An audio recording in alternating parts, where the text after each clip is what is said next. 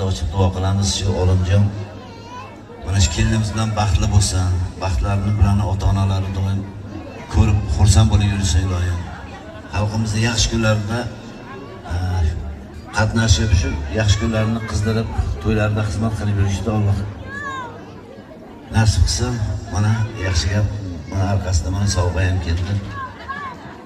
Olimjonni qancha maqtasak ham, xullas bu o'zimizning yigitimiz, o'zimizning avlodimizdan.